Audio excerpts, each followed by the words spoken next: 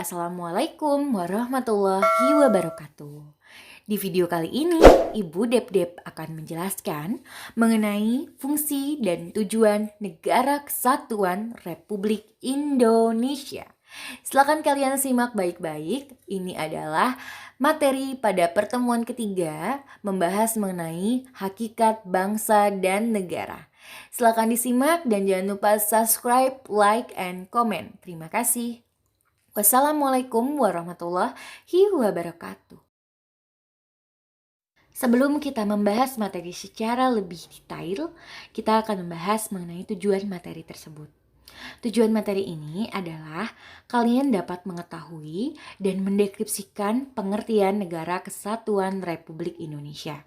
Dan juga kalian dapat mengetahui tujuan serta fungsi NKRI.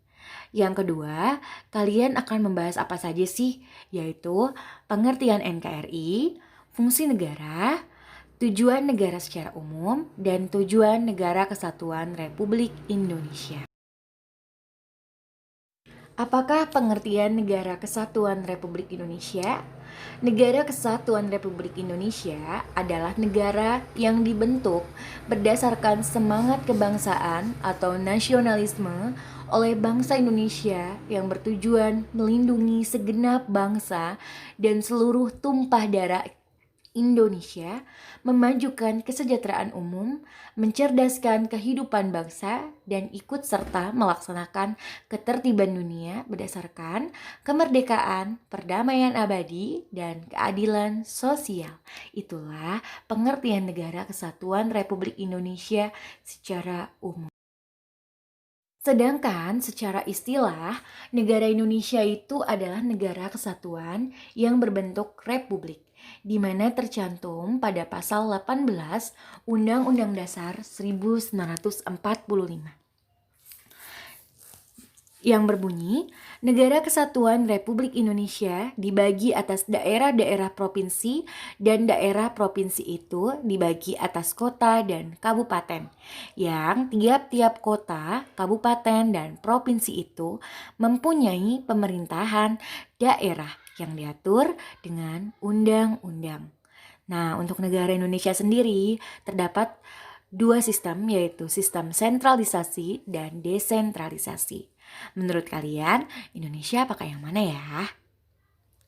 Yang saat ini diterapkan? Selanjutnya, kita akan membahas mengenai tujuan Negara Kesatuan Republik Indonesia, baik secara umum maupun menurut pendapat para ahli. Tujuan negara secara umum. Sebuah negara yang merupakan organisasi memiliki suatu tujuan yang ingin dicapai. Berikut ini adalah pengertian tujuan negara secara umum berdasarkan masing-masing pendapat para ahli. Yang pertama ada Plato. Plato mengatakan bahwa tujuan negara yaitu mewujudkan kesusilaan manusia sebagai makhluk sosial dan individu. Yang kedua ada Rousseau, memungkinkan rakyatnya berkembang dan mengembangkan daya ciptanya sebebas mungkin. Dan yang terakhir ada Shan Yang dan Machiavelli. Menurut Machiavelli, yaitu memperluas kekuasaan sehingga rakyat wajib mau berkorban untuk kejayaan negara. Itulah tujuan berdasarkan Shan Yang dan Machiavelli. Nah, itulah tujuan negara secara umum berdasarkan tiga para ahli.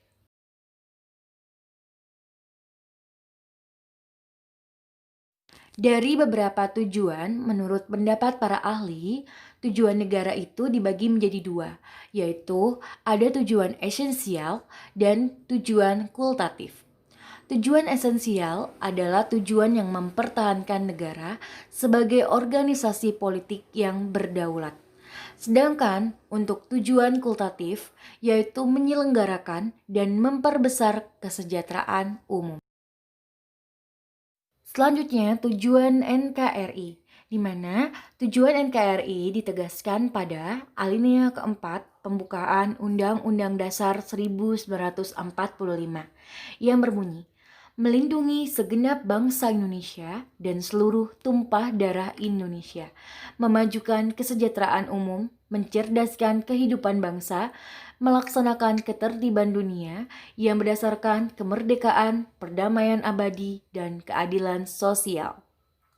Di mana dapat disimpulkan bahwa tujuan negara Republik Indonesia adalah tujuan perlindungan, kesejahteraan, pencerdasan, dan perdamaian. Hal-hal tersebut akan dikaji secara mendalam di slide berikutnya. Silakan disimak. Selanjutnya, fungsi Negara Kesatuan Republik Indonesia akan dijabarkan sebagai berikut. 1. Fungsi pembentukan lembaga negara. Kedua, fungsi pembuatan undang-undang dasar. Ketiga, fungsi menetapkan anggaran pendapatan dan belanja negara. Keempat, fungsi membuat undang-undang dan peraturan-peraturan umum. Selanjutnya, fungsi memeriksa pertanggungjawaban keuangan negara.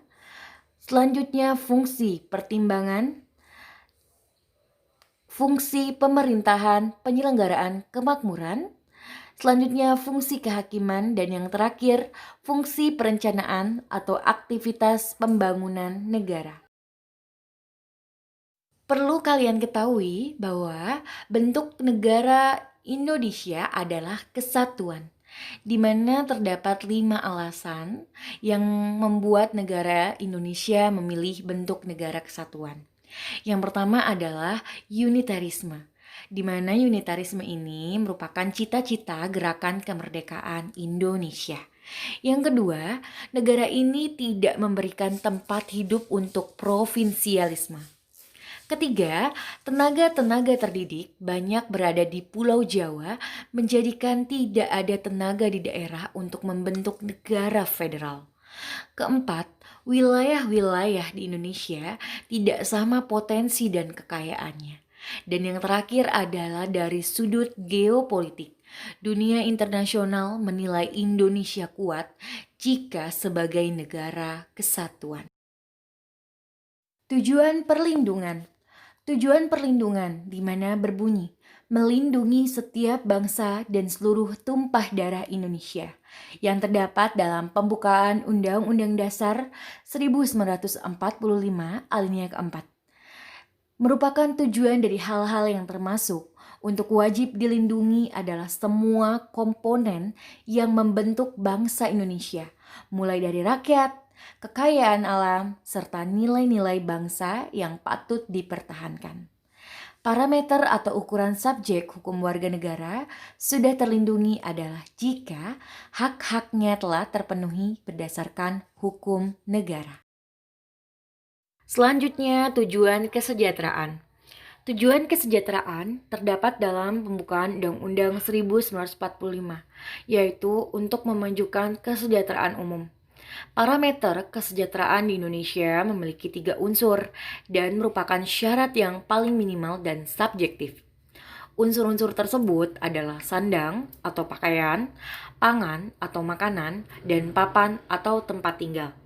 Apabila ketiga unsur tersebut terpenuhi, maka masyarakat dapat dikatakan sejahtera. Selain hal-hal tersebut di Indonesia juga berdasarkan Undang-Undang Dasar 1945, Indonesia menjamin sejumlah limited positive right warga negara, di mana Indonesia ini mengharuskan limited positive right warga negara itu seperti hak atas pekerjaan dan penghidupan yang layak bagi kemanusiaan, di mana terdapat pada pasal 27 ayat 2. Selanjutnya ada hak pendidikan, di mana setiap warga negara berhak untuk mendapatkan pendidikan, terdapat pada pasal 31 ayat 1, serta fakir miskin dan anak-anak terlantar dipelihara oleh negara, pasal 34, dan pasal 27 ayat 2 secara implisit menegaskan bahwa kesejahteraan rakyat harus diawali dari pekerjaan yang layak melalui pendidikan. Itulah secara tegas bahwa bangsa Indonesia ikut untuk mensejahterakan negaranya. Hal tersebut yang membuat Indonesia mencantumkan tujuan negaranya yaitu mencapai kesejahteraan masyarakatnya, di mana negara ini juga menganugerahkan hak sosial dan ekonomi secara luas kepada setiap warga negara. Dengan demikian, di Indonesia perlu ditegaskan bahwa negara ini bukanlah minimal state atau necessary evil, dan bahkan bukan pula sekedar enabling state yang hanya memodifikasi pasar seraya, tetap memuja individualisme. Tujuan pencerdasan. Tujuan dari pencerdasan ini adalah memastikan seluruh masyarakat Indonesia memperoleh kesempatan mengenyang pendidikan yang layak dan berkualitas. Sejak kemerdekaan, pemerintah telah mengupayakan agar Indonesia bebas dari buta huruf dan meningkatkan kualitas pendidikan. Mencerdaskan bangsa merupakan tugas negara, pemerintah, dan masing-masing individu untuk berusaha meraih jenjang pendidikan yang terbaik. Karena dengan adanya masyarakat yang cerdas, pembangunan dan kemajuan negara akan semakin mudah dicapai. Yang dapat dilakukan oleh warga negara Indonesia untuk mencapai tujuan pencerdasan adalah mengejar pendidikan hingga jenjang yang setinggi-tingginya. Menjadi masyarakat yang pandai dan cerdas pasti mampu memajukan dan menyejahterakan taraf hidup sebuah bangsa. Selanjutnya yaitu tujuan perdamaian. Tujuan ketertiban dan perdamaian terdapat dalam pembukaan Undang-Undang Dasar 1945 alinea keempat. Perdamaian merupakan cita-cita semua negara. Istilah damai dalam ilmu politik terdapat dua macam, yaitu perdamaian di dalam negeri dan perdamaian di luar negeri. Tujuan negara yang tercantum dalam Undang-Undang Dasar 1945 ini diharapkan dapat diterapkan dalam pelaksanaan pemerintahan Indonesia. Pemerintah dapat membuat kebijakan-kebijakan yang pro rakyat, sehingga rakyat Indonesia dapat merasakan kesejahteraan di negara Indonesia dan benar-benar tercipta pemerintahan dari rakyat, oleh rakyat, dan untuk rakyat. Tujuan perdamaian juga menandakan bahwa Indonesia ikut melaksanakan ketertiban dunia yang berdasarkan kemerdekaan, perdamaian abadi, dan keadilan sosial. Di mana salah satu konsekuensi dari tujuan ini adalah bangsa Indonesia harus senantiasa berperan serta dalam menciptakan perdamaian dunia. Di sini pula terletak fundamental dari politik luar negeri Republik Indonesia sebagai politik bebas aktif. Politik bebas dan aktif ini artinya bahwa Indonesia bebas untuk menjalin kerjasama dengan negara manapun, serta turut aktif dalam organisasi internasional untuk bekerja sama dan menjaga perdamaian dunia. Apalagi semenjak Indonesia berhasil tergabung menjadi anggota PBB. Indonesia sebagai bagian dari masyarakat internasional dan anggota PBB berkomitmen seperti pada tujuan dan prinsip dalam piagam PBB, khususnya dalam menjaga keamanan dan perdamaian dunia. Indonesia pun sudah sering berpartisipasi dalam menjaga perdamaian dunia. Di antaranya adalah sejarah pasukan penjaga perdamaian Indonesia atau pasukan Garuda yang dimulai dengan mengirimkan misi pertamanya yaitu kontingen Garuda 1 pada tahun 1957 ke Mesir, Timur Tengah. Selain itu juga, peran lain Indonesia dalam UN Peacekeeping Operation ialah Indonesia telah mengirimkan kapal lautnya yaitu KRI Diponegoro sejak 2009 untuk bergabung dengan MTF of the UNIFIL di Lebanon. di mana beberapa posisi high-ranking official di UNIFIL juga telah dipercayakan kepada Indonesia, yaitu Chief of Staff of the Maritime Task Force (MTF) dan Deputy Commander Sector East di UNIFIL. Peran lain dari partisipasi aktif bangsa Indonesia diantaranya yaitu menjalankan politik damai dan bersahabat dengan segala bangsa atas dasar saling menghargai dengan tidak mencampuri urusan negara lain. Yang kedua, menegaskan arah politik luar negeri Indonesia yang bebas dan aktif serta berorientasi pada kepentingan nasional, menitik beratkan pada solidaritas antar negara berkembang, mendukung perjuangan kemerdekaan bangsa. Dan yang ketiga, bangsa Indonesia memperkuat sendi-sendi hukum internasional dan organisasi internasional untuk menjamin perdamaian yang kekal dan abadi.